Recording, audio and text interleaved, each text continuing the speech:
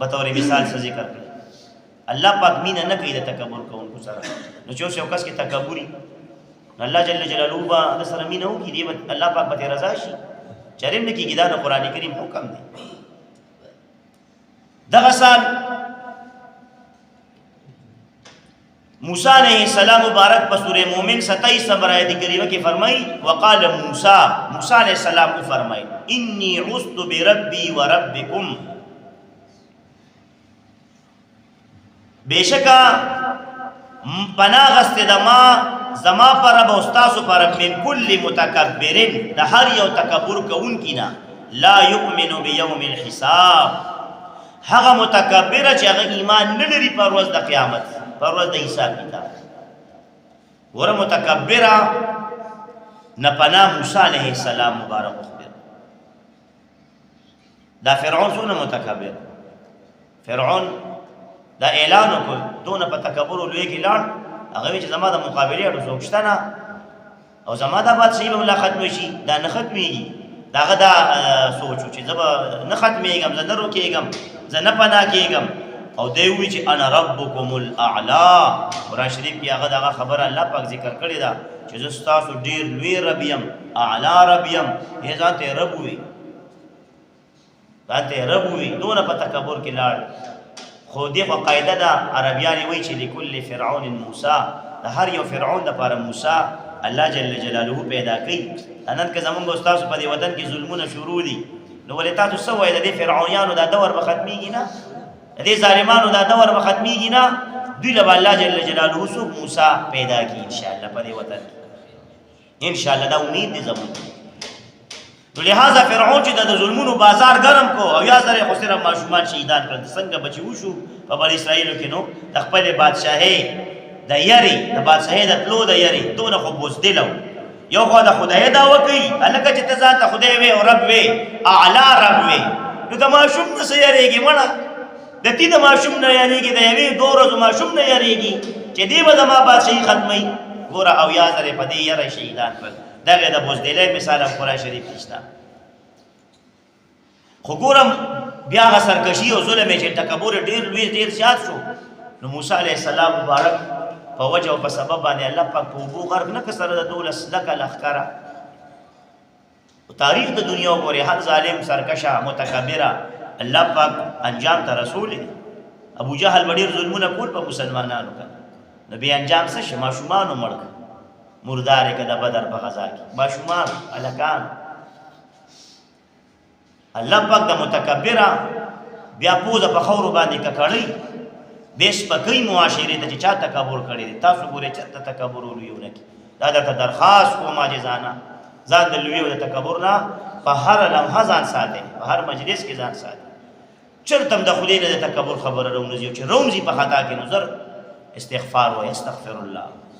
الله اکبر کبیره وای الله ډیر لوی دی موږ ډیر جزار فقیران مسکینان کمزور انسانان هیڅ حیثیت زموږ نشته نو لہذا ګوره موسی علیہ السلام د متکبر نه پناه غواړي خپل رب سره پته ولګي د متکبر انسان نقصان هم رسي کنه دغه مثالونه مې د فرعون وغیرہ درکړل د ابو جهل چې تکبر کې انسان نشي بیا دې نقصان هم رسي کمزور خلکو ته دغه چې دې خدای ډیر اوچت حساب وي کنه دغه شانو د ابلیس واقعیا په قران کریم کې ځای په ځای راغلی د شیطان ابلیس ته چې الله جل جلاله فرشتو ته کله حکم وکړو چې اسجدوا لآدم آدم علیہ السلام ته سجده وکړي نو څه چلو شو ابلیس وی الله پاک بیا فرمایي چې فسجدوا ټول سجده وکړه فرشتو الا انکړه مگر انکړه ابلیس انکړه ابا انکار کو واستكبر او تکبر لوی وکانه من الکافرین وګرځي د کافرانو یا پازل کې و د کافرانو نګوره ابلیس انکار کو د الله جل جلاله د حکم نه فرشتي چې نورانی پاک مخلوق وګوره ټول سجده وکړه او دی ابلیس چې دا شیطان کان من الجن دی پیریو د پیریانو د ډلې نو نو عزازیل ابلیس هغه لعین او شیطان وګرځید رجیم وګرځید رټل شوی ولی ابا انکار یو خدای الله پاک د حکم نه واستكبر ګناه سو کړه انکار نه پس منه ګناه سو کړه تکبر یو نو ګور ابلیس دا هغه ګناه د تکبر لوي چې اول شیطان دا ګناه کړي تکبر کړي دي واستكبر تکبر یو لوی وکړه او تکبر دلیل سره په قران شریف کې دغه ذکر دی چې ابلیس سوی انا خیر منه زډیر غوړم د آدم علی السلام نه خلقتنی من نار وخلقته من طین زری د اور نه پیدا کړم او دې د خټه نه پیدا کړی دې چې عجیب منطقي دلیل ویلي دلیل مو د خپل تکبر او لوی او د غوړوالي د پاره چې زه د ډېر غوړم وی ولې غوړم خپل چې کوم د تخلیق دی د اور نه پیریان ټول د اور نه پیدا شوي انسانان بنی آدم ټول د خاورو نه خټو نه پیدا شوي خاورو نه او فرشتي د نور نه پیدا دي نو ګوره دې هغه تخلیق طرف ته اشاره کوي او هغه یادی چې زه د اور نه پیدا او اور کې الله په خصوصیت دی خېدي په بر زور کوي اور چې تاسو بلکې کم خوا زور کوي د اور لمبیم چې تلیدلی کنه کم خوا اور زور کوي د په نیچر کې دا خبره او نیچر کې ناٹ بي چینج کنه د په نیچر کې دا خبره ده چې دی په بر زور کوي دا اور اسمان طرف ته زور کوي نو ابلیس وی چې زه خو د اور نه پیدا یم زما خو نیچر داسې دی چې زه په بره زه اعلی زه ډېر غوره انا خیر منه زه ډېر غوره یم د ده نه او دی د خټې نه پیدا کړی آدم علیه السلام نو د خټې کې څه خاصیت دی خاوره کې دی چېرته ځي خاوره خټه کم خوا زور کوي په ښکته زور کوي د ده نیچر دا دی انسان جوړ د خټې او د خاورې نه دی آدم علیه السلام او د ده اولاد نو موته خو یو د خټې نه زموږ ستا نیچر داسې دی چې مونږ کې به عاجزي مونږ به هر وخت تندي د عاجزۍ خپل رب ته لګو هر انسان به د ځان نه غوره او اعلی ګڼو هر انسان نه به ځان سپک ګڼو دغه عاجزي ده او دا بادشاهي ده وی زه رحمان هله بادشاه شوم چې ګدا شو بادشاهي په عاجزۍ کې پرته ده که د دواړو جهانو بادشاهي او خوشحالۍ وي عزتونه غواړي مسلمانانو اسانه فارموله ده د اسلام د قرآن کریم او د حدیثو مبارک او پرانا کې د دواړو جهانو عزتونه غواړي نو اسانه فارموله دا ده چې عاجزي اختیار او د تکبر او د لوی نظام سره دا زما خبرې نه دي امام الانبیاء جناب محمد رسول الله صلی الله علیه و آله وسلم مبارک فرمایي من تواضع لله رفعه الله چا چې عاجزي وکړه د الله جل جلاله د رضا لپاره اوچت به کی الله تبارک وتعالى اوچته مرتبه به ول ورکی بلنده به ول ورکی عروج به ول ورکی ومن تکبر وضعه الله چا چې تکبر لوی وکړه ذلیل به کی رو به ورځي پست به کی زوال به ول راولي کلیر کټ حدیث مبارک ہے کبولنده غواړي په دنیا کې اوچتېدل غواړي مقام حاصلول غواړي د رب په در عزت حاصلول غواړي نو عاجزي په ځان کې اختیار کړي دقه فارموله ده اسانه فارموله ده بس سرخ کته کا اول الله جل جلاله ته عاجزي ده چې مونږه د پوز او تندي الله پاک ته لګو په هر موس کې په هر رکعت کې لګو په هر سجده کې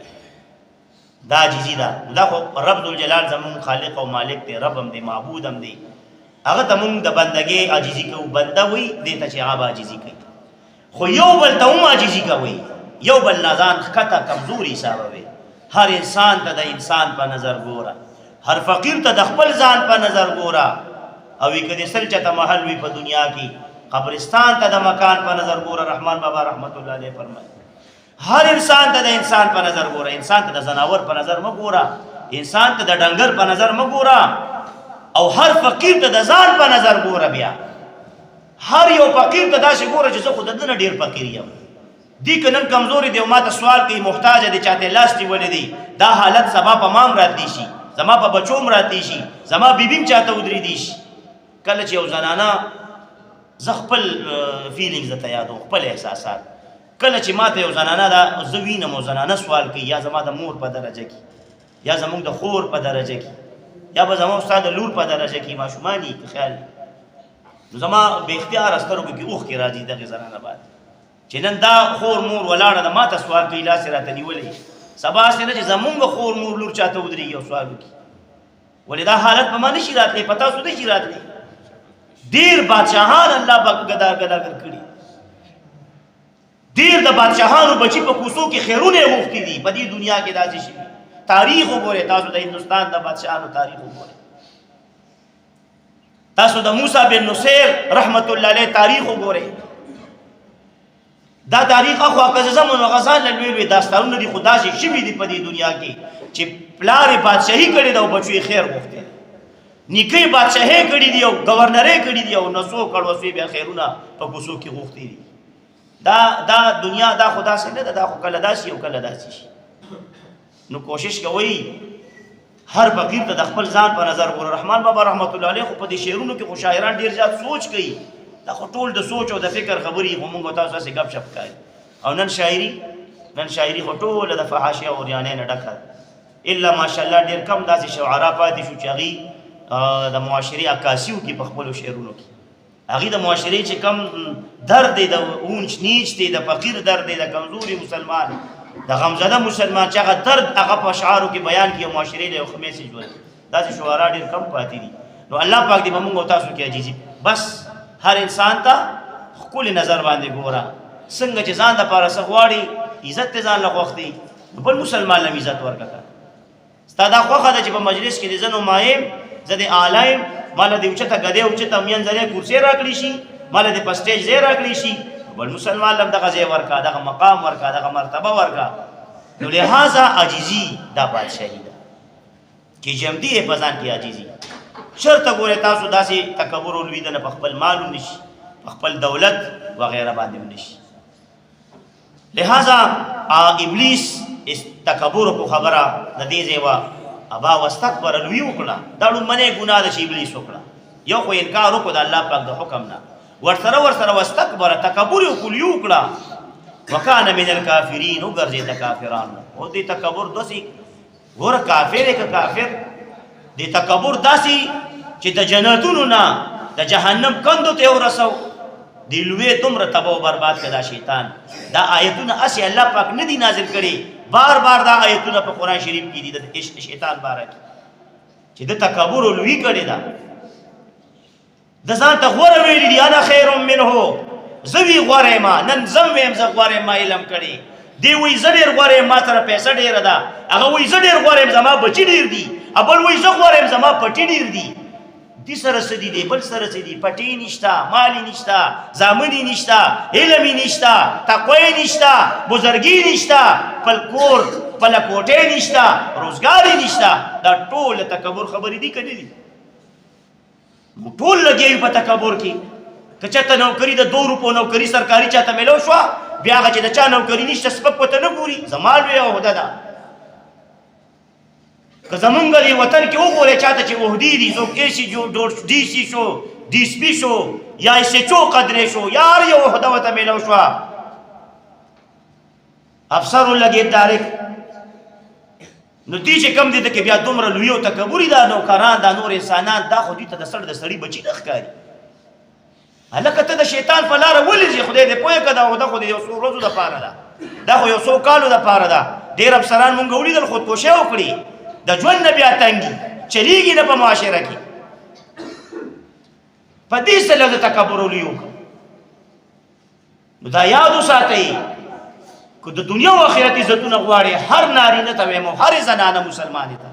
عاجزي په ځان کې پیدا کړي په زنانو کې هم تکبر ډېر زیات دی دا بعضې زنانه د نورو زنانو ته ډېر سپکې ګوري چې کمزوري غریبي وسې نه کېږي بچي نه یا نور پوله پټې نه تعلیمي نه علمي نه ما ډېر واورېدل د ډېرو زنانو د خلونه ما دا خبرې په خپل خاندان کې اورېدلي چې ډېر سپک نظر کوي نورو زنانو په دغې وجه باندې تکبر پکې راشي نو چې پکې تکبر راغی نو بس انجام دی جهنم بل قاتل نشتا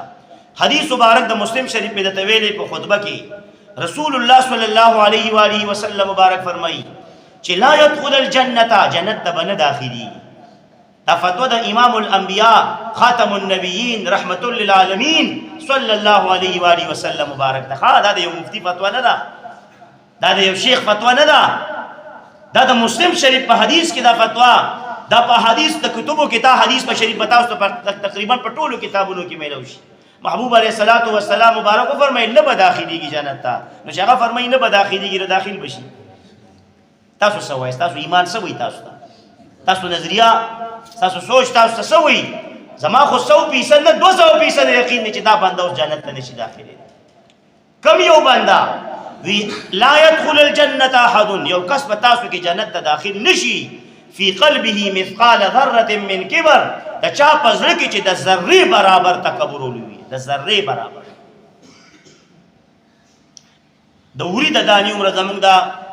مثال چې کوم دی علما ورکي، ذره یا تاسو چې روشندان کولو کې او دا چې کوم د انور دا رڼا په ولګي نو په دې رڼا کې خیال دی وړي وړي ذرې داسې ښکاري.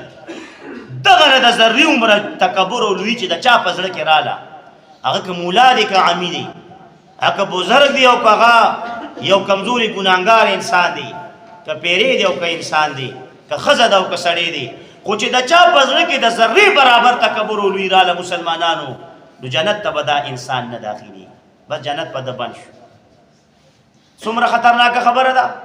نن زه ویم زه غوره یم، دا خو ټول ما تاسې ډنګر ناست دي. هلکه ولې علم مې کړی که یا خدای دې پوهه کا ډېر لوی لوی عالمان جهنم ته تللي دي او ډېر لوی لوی مولیان بدعمله به الله پاک جهنم ته ورچوي، او چې دا بدعمله انسانان ترې راغونډ شي په جهنم کې او دوی ویني په دې جهنم په دې لمبو کې تاویږي او لوغړېږي، هغوی به پرې راغونډ شي چې صاحبه تا خو به مونږ ته دین بیانو، تا خو به مونږ ته نصیحتونه کول، تا خو به مونږ ته حق دعوت د اسلام او د قرآن او د حدیث راکو، ته څه کوې په دې جهنم کې؟ او به ورته وي تاسو ته به مې وي خو خپل به مې پې عمل نه کوو. زما هم دغه انجام شو. ډېر سخیان، ډېر شهیدان، ډېر ښکلي ښکلي خلک هغه به د خپل خراب او فاسد نیت په وجه هغه په جهنم کې سوځي. احادیث مبارکه دي په دې موضوع باندې. نو زه څه ووایم چې ما علم کړی، زما د علم به یا قبول یا به نه الله پاک، زما دا بیانونه به یا قبول یا به نه قبول. ما سره د دې څه ګارنټي ده چې زما انجام په ایمان دی که په کفر دی؟ دقه یریږو، د یوې خبرې نه یریږو چې کلمه به آخر په ځنکدن کې به په ژبه کلمه راشي که به را نشي. تاسو نه یریږئ، تاسو سره غم نشته، نو ولې تکبر ولوي کوئ؟ ولې ګاونډي ته سپک ګورئ؟ ولې مسلمان غریب ته سپک ګورئ؟ ولې تاسو چې کم دی دومره په مال او دولت او په بچو باندې تاسو تکیه لګولې ده، د رب الجلال نه خبره کټ کړې ده؟ مه کوئ داسې. حدیث مبارک بل الله جل جلاله فرمایي، حدیث قدسی دی، العظمت ازاری، عظمت، بلندی، لوی شان وی دا زما ازار دی، کما یلیق بشانی. دا حدیث د متشابهات نه دی، الله پاک لنګ نشته، مطلب خصوصي صفت مې دی. والکبریاء ردائی، او دا تکبر او لوی دا زما صادر دی. الله پاک جل جلاله فرمایي فمن ناذ عني فيهما القيته في النار، چا چې زمانه دا راکاږل جهنم ته اور ته به ورواچو. دا لوی او تکبر دا الله پاک صادر دی، دا الله صادر نشته، نه جسم شته، د جسم نه صادر نه پاک دی الله پاک. څه مطلب؟ دا خصوصي صفت دی د رب الجلال، لوی او تکبر صرف د الله پاک سره لوی خای، بس هیڅ چا سره نه خای. او کله چې زما استاد پیغمبر صلی الله علیه و آله وسلم اسمانونو ته الله پاک وبلو د معراج په شپه، د سترګو په رب کې دا دومره چکرونه ولا ورکړل، مکان او لا مکان، د سدرة المنتهى دیدارونه، د لوح محفوظ دیدارونه، د عرش معلا دیدارونه، د مقربینو فرشتو دیدارونه، د جهنم او د دوزخ دیدارونه، او رب الجلال سره بیا د راز او نیاز خبرې. نو په هغه موقع کې رسول الله صلی الله علیه و آله وسلم مبارک څه فرمایلی دي؟ التحیات لله والصلوات والطیبات. عاجزی راوړې ده. بعض علما لیکي الله پاک ورته وفرمایل چې محبوبه مال دې څه راوړي دي؟ رسول الله صلی الله علیه و آله وسلم مبارک چې دا نن موتا کلمه وایو خو عمل نه کوو، دا هغه په سنتو عمل نه کوو، هغه ورته وفرمایل رب الجلال عاجزي مې راوړې ده، عاجزي داسې شی مې راوړې چې ستا په در کې نشته، داسې څیز مې دله راوړې چې تا سره ښایي نه او نه تا سره شته. نو یې څه دې راوړي محبوب علیه صلات وسلام؟ وي عاجزي مې دله راوړې. نو عاجزي د الله پاک سره شته؟ هلته عاجزي یوړه چې مکان او لا مکان ته. او نن موږ په ځمکه اوسېږو، په خاورو کې اوسېږو، د خاورو نه پیدا یو، خاورو ته به ځو، د ټولو د ایمان او عقیده برابر ده، او بیا هم تکبر ولوي ده. بیا هم زه وایم زه د ټولو نه غوره یم، او دا بل وایي زه د ټولو نه ښه یم، او بل وایي زه د ټولو نه ښه یم. غلی کینې په قلاره کینې دا څه د شیطان په لارو ملا روان شوي دا څه په ګډو وډو سره شوي دا درس تاسو له چا درکړو دا ذهن تاسو له چا جوړ کو چې تاسو غوره او بهتره یې ستا ګاونډي نه دی خو ستا رشته دار ستا نه کمزورې دي دا درس تاسو له چا درکړو دا درس خو الله پاک نه دی راکړی په قرآن شریف کې دا درس خو رسول الله صلی الله علیه وسلم په 63 کاله زندګۍ کې چاله نه دی ورکړی چې لوی او تکبر وکړه ځان اوچت حساب کا ځان غوره حساب کا داسې مه کوه داسې مه کوئ قرآن کریم کې الله پاک متکبر ته ډیر زیات ښکلی مثال ورکړی الله جل جلاله دې متکبر ته فرمایي دې تکبر کوونکي ته چې فإنك لن تخرق الأرض ولن تبلغ الجبال طولا اے متکبره اے تکبر کوونکي یا بنده کته په تکبر په دې ځمکه ګرځي لا تمشي فی الارض مرحا پس ځمکه په تکبر او په اکړ سره مه ګرځه ولې په تکبر مه ګرځه په ځمکه انک لن تخرق الارض بېشکه وینده ته د ځمکه سیرلی شي کم یو ډېر تکبر چې ډېر زیات کوي ځمکې وشلوله پس قدمونو داسې تکړه در کې شته چې دا ځمکه د الله پاک وشلوئ په ګرځېدو داسې انسان پیدا شوی دی نشته نه به پیدا شي د قیامته پورې د الله پاک ځمکه به وشلو په ځمکه په ګرځېدو په خپو په قدمونو نشو نو انک لن تخرق الارض بېشکه وي ته ځمکه نشي شیرلی په دې تکبر ګرځېدو سره ولن تبلغ الجبال طولا او نه ته تکبر په ګرځېدو چې دا سر نیغ نیغ کې چې بزیمه او بزیمه په دنیا کې نو نه ستا دا سر د غرونو بلندو ته رسېدی شي غرونه مې ډېر دنګ پیدا کړي ستا نه ډېر مضبوط مې پیدا کړي ستا نه نو نه د سر اصغر ته رسي نه د خپو باندې ځمکه شلولی شي نو تکبر ولې کوي لا تمشي فی الارض مرحا پس مکه په تکبر مه ګرځه ځکه شاعر فرمایي رب وی لا تمشي فی الارض مرحا زی پس مکه ولې ګوري پاس اسمان ته او وی حسینه چې ستا په خپل مخ راخوري شي هیرې منوله فضل ما حتابات یو انسان چې لګیا دی ویری راځي سپوږمۍ ته وړي چې سپوږمۍ د سپین مخ به تور کم او پیرو به ککړ کم نو څه چل بکی سپوږمۍ مخ بسخا کی کنه سبو کی خپل مخ بسخا کی په تکبر به ځان ذلیل کوي ځان بس پکوي خپل مخ به تور کې تاسو په تکبر او په لوی د هیڅ چا څه نشئ نو الله جل جلاله دی ما کې معجزې پیدا کړي په تاسو ټولو کې هر مشر ته پاسه هر مشر له د کټ سر ورکوي بالا پتک دی چې تا نه یو روزم مشر بس استا مشر دی د مشر رور قدر دا شو کې لکه د پلار قدر شي دی د والدینو ادب او احترام کې خپل اخلاق بازار کې پیدا کې خاص کر تاسو ته نوجوانانو ګوري تاسو خو پدې شي په دې موبایل او پدې شي سوشل میډیا میمان راوړي د شپږ روزم دا شي په لاس کې درخواست ته کوم جهانا ګوره تکبر در کې پیدا نشي او دا خبره زاول ځان ته کوم پتا سو ټولو کې کزو څوک پازي چې ټولو کې ګناګار څوک دی زبا اول لاس پتو پتا سو کې ټولو کې کمزور څوک دی د دین په لحاظ زبا اول لاس پتو زیم ډیر کمزور زیم ډیر بدعمل استاسو زمونږ سره کې د مړ مونږ سره کړي یار سبا مونږ الله پاک ته پیښو نو سره خو هیڅ نشته زمونږ دړوان دی هغه د فلسطین مسلمانان ټوکړي ټوکړي کیږي یو ماشوم ما سو کړ تاسو سو کړ چاته یو شپه وجړل الله پاک ته چې خدای رحم په وکي او د دې ظلم نه نجات نصیب کړي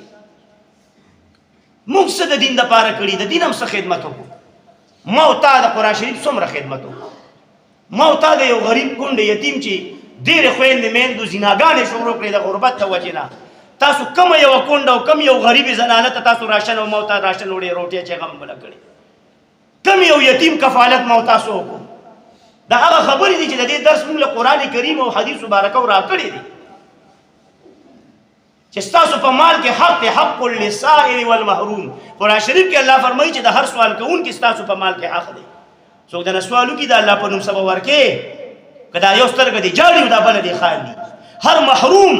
هر کمزوري او کم غریب مسلمان حق دی زما ستا په مال کې حق للسائل والمحروم فاما اليتيم فلا تقهر واما السائل فلا تنهر یتیم ته غوسه کېږه ما یتیم باندې شفقت لاس کې دا چا کړی دی دا کار سوالګري رټما نو زمون خو چې معاشري لحاظ سره وګورو نو موږ دومره پریوتی یو دومره چې د انګریزانو نه موږ اخلاقي لحاظ سره ډېر پریوتی په دې خو صرف نه ده چې زه سجده مې ولګو تندی مې تور کو بس خبره ختمه شوه پټکی مې په سر کو، ګیره مې اوږده کړه سنت طریقې سره، بس خبره ختمه شوه، بس اسلام دین جمدی شو او نعره تکبیر الله اکبر اسلام زنده باد. په دې نه د مسلمانه دا تاسو څه کوئ؟ د ګاونډي خیر خبر والا دا مسلمانی ده، د یو کونډې د یو یتیم غم وکړه دا مسلمانی ده. عجیزي په ځان کې پیدا کړه، مشر ته پاسه ودرېږه،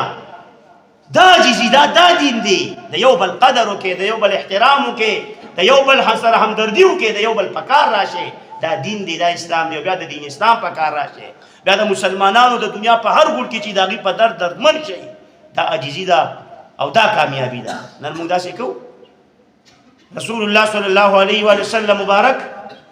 د مسند احمد شریف حدیث مبارک کې ساده پښتو کې وورئ، وی د جنت او د جهنم جګړه شوه. جنت او جهنم یو بل سره کنورسیشن کوي، مکالمه کوي، خبرې اترې کوي. نو دا جنت ورته وایي چې زما دننه به ډېر کمزورې خلک، ډېر غورځېدلې خلک به ما له راځي زما غېږې نه. چا ورته وایي؟ جنت وایي. جنت ته به څوک ځي؟ کمزورې خلک، ګرځېدلې خلک چې ځان یې د خلکو د خپو د لاندې کړي دي، هغه خلک به جنت له ځي او د جنت غېږې له به ځي. وی جهنم ورته وایي چې په ما کې به ډېر طاقتور زبردست او متکبرین چې تکبر به په دنیا کې کو او ځان ته به سوي، نو هغه لوی لوی خلک به ما له راځي، وهغه کې به داخلي زما غېږې به له راځي. نو اوس تاسو خوښه ده که جنت ته ځان بوتلل غواړې، نو ځان کمزوري حسابوئ. هر ځای کې وایي زه هېڅ سم نه یم، زه ډېر کمزور یم، نه را سره نیک عمل شته، نه را سره ډېر څه شته، هېڅ هم نشته، کمزوري بله.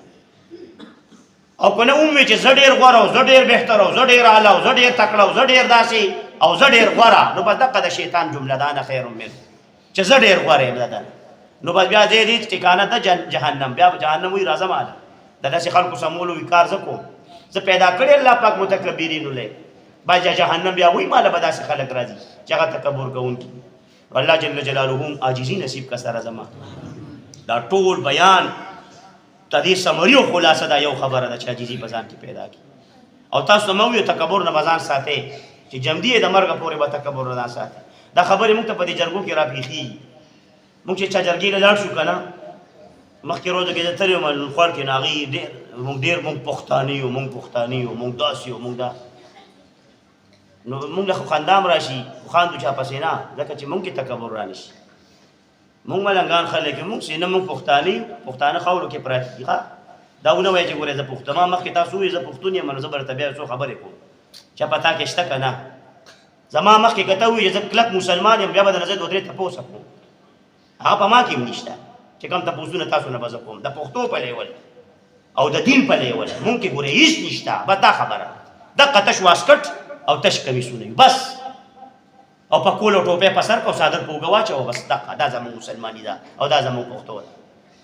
پښتو خو ځان له یو قاعده او قانون لري، دا خو قانون دی، په هغې قانون مو ورته نه برابر. پښتون له خو چې دشمن ورله راغلی دی، نو دقه شان بغیر د جرګې نه ماف کړی. په سوونو کې چې داسې ماته پلار کړي، پلار مې وله وجلي و، بدل مې پرې پورې و، او هغه دشمن د پښتنو رواج ته ویم، یو درته صرف ویم مثال په طور، هغه د پلار قاتل چې راغلی دی، ورته یې راغلی دی، ډېرې ته یې راغلی دی، کور ورله یې راغلی دی، حجرې ته یې راغلی، او دغه شان ورته ناست وي. زه رالم ستا پلار ما وجلي، زه ستا د پلار قاتل یم، څه چې را سره کې. نو اوس پښتو دا وایي چې درله دې ورله دې څوک راوي، بس هغه ورته ما د خدای د رضا دپاره بخلي، چای پې څښلې، روټۍ پې خوړلې، بسترې وله ورکړې، او په قدر او په عزت یې بیا ورسره تللی دی چې څوک ورته نقصان ونه رسوي، او بیا رخصت کړي. زه مې ما بخلي، خدای دې وبخه. دې ته داسې مونږ کوو. مونږ څه پښتو نشته، دین نشته، هر څه ګډوډ دي، بس شی ټول ګډوډ. مونږ کې صرف تکبر دی، بس یو زه ډېر غوره او زه ډېر بهتره او زه ډېر لوی پښتون او زه ډېر لوی دینداره. الله پاک دې مونږ او تاسو کې ټولو کې عاجزي پیدا کړي. بس عاجزي وکړئ، بس بادشاهان به شئ د دواړو جهانو. عاجزي وکړئ. ابو جهل سر ښکته نه کړ، رسول الله مبارک غلامي ونه کړه که نه. کعب بن اشرف، حوی بن اخطب، دا د یهودیانو سردارانو غلامي ونه کړه د رسول الله مبارک ته، د هغه نه ځان ښکته حساب نه کړ چې وپیسې کړي. او حقیقت هم داسې و چې رسول الله صلی الله علیه وسلم مبارک ټولو کې اعلی اوچتو په مرتبه او په علم او په هر اعتبار سره په خپله، او د قیامته پورې د هغې نه مخکې او د هر وخت کې ټول انسانیت او ټول مخلوق کې اعلی اوچتو. خو ګوره هغې سر ښکته نه کړه، غلامي اختیار نه کړه، نو لاړل جهنمیان شو او مرداران شو. او چې کله ګوره غلام بلال رضی الله تعالی عنہ، صہیب رومی رضی الله تعالی عنہ چې دا غلامان خرج شوي، هغې چې کله څه ووي چې مونږ غلامان یو د رسول الله صلی الله علیه وسلم، عاجزي وکړه. دا زمونږ اعلی او زمونږ خوږ پیغمبر صلی الله علیه وسلم، مونږ د ده تابعدار چې دې څه وایي به زمونږ پې آمنا وسلمنا. نو چې کله هغې کمو صحابه کرامو عاجزي وکړه، اګر چې غلامان چې غلام ته څومره سپک به کتلي شو په معاشره کې، هغه غلامان الله پاک سردارانو ګرځول. او عمر فاروق رضی الله تعالی عنہ غوندې هستی چې د قریشو سردار دی، هغه به فرمایل وي بلال رضی الله تعالی عنہ زما سردار، غلام به یادوي دا زما سردار دی، ځکه چې دا عاشق دی زما د محبوب علیه الصلاة والسلام. عاجزي کوم ځای ته ورسول؟ سرداران کړل، د سردارانو سرداران کړل. او چې چا تکبر وکړو نو د جهنميانو سرداران کړل. الله پاک دې موږ او تاسو په دې څو خبرو د عمل توفیق راکړي. او الله پاک هم سره د معاجزان کا دا خو تاسو پوه شئ په دې خبرو کنه چې ژوندي یې نو ځان ته بس نه وایي غوره او بهتر، چې ژوندي یې ځان ته به دا نه وایي چې زه غوره او زه ښه یم او زه به که چا د سره زیاتې کړو نو ورته ووایي زه کمزور یم، مانه خلاص شه، زه به ډېر کمزور یم، ته به ډېر تکړه یې، تاڼې تحصیل اوس به دې کېږي، زما خو نه کېږي. دا داسې جمله ده او دا داسې غشی دی لکه دا چې تا په 75 جاجر باندې دا سړي وویشته، بس مړ دی که ختم دی. چې ته ورته وایې زه ډېر کمزور یم، ما مه چېړه، ما ته څه کې یاره، زه کمزور یم، ستا طاقت خو نه لرم. دا کامیابی ده، دا عاجزي ده. د انسان وګټلو دا بل یې راسملو، اخلاقي شکست یې وله ورکړو. الله پاک دې زموږ معاشره ګل ګلزار کړي. الله پاک دې د معاشرې نه د تکبر او د لوی دا کما ماحول ګرم دی، الله پاک دې دا ټول په عاجزۍ باندې بدل کړي. واخر دعوانا الحمد لله رب العالمین. اللهم صل علی سیدنا محمد وبارک وسلم علیه یا ذا الجلال والاکرام یا حی یا قیوم. بادشاہ کریمه کما حدیث مبارک مونږ ته آیت کریمه موږ له په عمل کولو توفیق نصیب کا. موږ ټول عاجزان کمزوري بندګان یو، ستاسو رب الجلاله په هر قدم موږ صغیره کبیره ګناهونه شوي دي، د عفو او بخشش قلم پر راته راکړه، په اخلاص سره تا ته توبه وباسو، بل ذات نشته یا الله. او موږ ته معلوم دی چې موږ د هغه نه توبه وباسو، هغه ته ژړا او فریاد وکړو. یا الله موږ ټول د ګناهونو صغیره او کبیره موږ ته معاف کړه. آئنده ژوند کې الله موږ ټولو کې عاجزي پیدا کړه، د غرور تکبر او ویرې موږ مو ساته، د ریاکارۍ نه مو ساته، زموږ نسلونه د غرور او تکبر نه وساته. کریم ذاته زموږ چې څومره مسلمانان هغه دشمنو کې ګیر دي، یا الله ټول دشمنۍ په دوستو بدل کړه. څومره رب کریم نفرتونه دي په خاندانونو کې، په ګاونډ کې، دا په محبتونو باندې بدل کړه. رب ذوالجلاله د هر انسان د هر مشر د ادب او د احترام توفیق مو ټولو مسلمانانو ته راکړه. د نوجوانان ټول باادبه بااخلاقه باکرداره جوړ کړه. یا الله رب ذوالجلاله شیطاني میډیا ده د هغې به پې ډېره سري، خو د دې ایتونو د دې حدیثونو پې کامل اثر نصیب کړه. او ما ټول کشران د نوجوانان نوي نسل ټول دینداره عاجزان او په خپل اخلاقو مزین کړه. مور او پلار په ډېر خوشحاله کړه. دعا کې د فلسطین مظلوم مسلمانانو ته یا الله د هغې امداد غیبي وکړه. یا الله رب الجلاله په فرشتو سره امداد د حماس د مجاهدینو وکړه. کریم ذاته بلند حوصلې او صبر جمیل د فلسطین مظلوم مسلمانانو ته نصیب کړه. رب کریمه د موږ حکمرانان وده دي، د بې غیرتو په خوب وده دي، یا الله دې کې ایماني غیرت پیدا کړه چې تعاون ولیږي د فلسطین مسلمانانو له. یا الله دې وطن اختیار او د ټولې دنیا د مسلمانانو وطنونو اختیار غیرتمنو حیادارو دیندارو لیډرانو ته نصیب کړه. کوم خلک چې د دین خیرخوا دي او د قوم د وطن وفادار او خیرخوا دي، هغې ته د وطن او د ټول اسلامي دنیا وطنونو واګې اختیار ورکړه. کوم خلک چې د دین دشمنان دي، د وطن خورې غداران دي، د کافرو ایجنټان دي، یا الله هغه روک کړه د دې وطن نه. خو د روکېدو نه مخکې هر حرامیتوب یا الله د نور په شان قوم ته ښکاره کړه، هر یو غداري یا الله د نور په شان قوم ته ښکاره کړه. بچي بچي پې خبردار کړه چې ماشومې ملګرتیا ونه کړي د دې ظالمانو، داسې ماحول جوړ کړه. او یا الله روکې کړه د دې وطن څوک چې د کافرو دپاره زموږ مسلمانان وژني او هر ځای کې اورې لبولې بلوچستان کې، زموږ په صوبه کې، نورو ځایونو کې. یا الله دا ظلم، دا بازار، دا بېګناه چې زموږ فوجان لونه، زموږ پولیس لونه خبر نه یو شهیدان شي، عوام شهیدان کېږي. یا الله دا یو لویه لانجه او بدمني ده. د دې چې څوک ذمهوار دي هغه ټول خلک روک کړه د دې وطن، ذلیل او رسوی کا. امن او امان په دې وطن کې راوستلې کا او ترقي او خوشحالۍ ولا راوستلې کا. او دا قوم ډېر کمزور دی یا الله، ډېرې ګرانې او د ټینګې بیلونو ته نه دي. دا کمزورتیاګانې د دې ټول قوم مسلمانانو ختمې کا. ټولو حلال مال حلال رزق سره زموږ پراخه نصیب کا. اللهم اجعل آخر کلامنا لا اله الا الله محمد رسول الله.